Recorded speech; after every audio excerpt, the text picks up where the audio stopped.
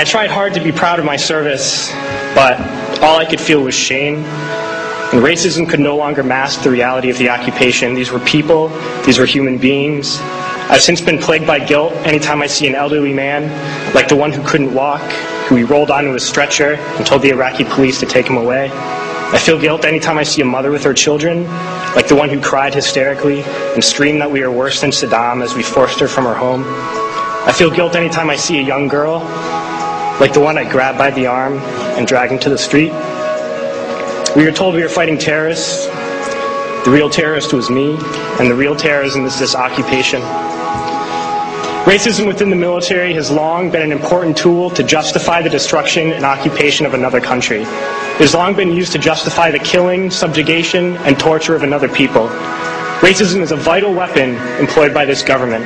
It is a more important weapon than a rifle, a tank, a bomber, or a battleship. It is more destructive than an artillery shell, or a bunker buster, or a Tomahawk missile. While all those weapons are created and owned by this government, they are harmless without people willing to use them. Those who send us to war do not have to pull a trigger or lob a mortar round. They do not have to fight the war, they merely have to sell the war. They need a public who is willing to send their soldiers into harm's way. They need soldiers who are willing to kill and be killed without question. They can spend millions on a single bomb, but that bomb only becomes a weapon when the ranks of the military are willing to follow orders to use it. They can send every last soldier anywhere on earth, but there will only be a war if soldiers are willing to fight.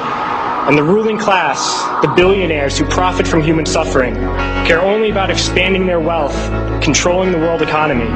Understand that their power lies only in their ability to convince us that war, oppression, and exploitation is in our interest. They understand that their wealth is dependent on their ability to convince the working class to die to control the market of another country. And convincing us to kill and die is based on their ability to make us think that we are somehow superior.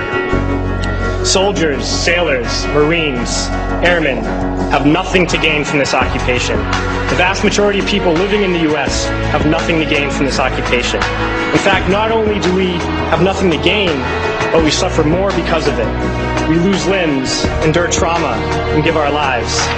Our families have to watch flag-draped coffins lowered into the earth. Millions in this country without health care, jobs, or access to education must watch this government squander over $450 million a day on this occupation.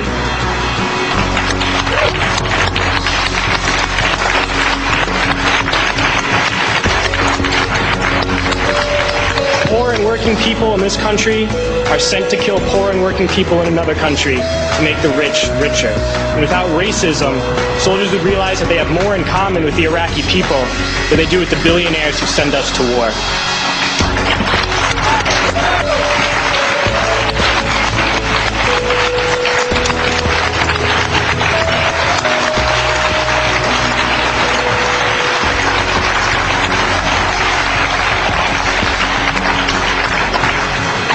I threw families onto the street in Iraq, only to come home and find families thrown onto the street in this country, in this tragic and unnecessary foreclosure crisis.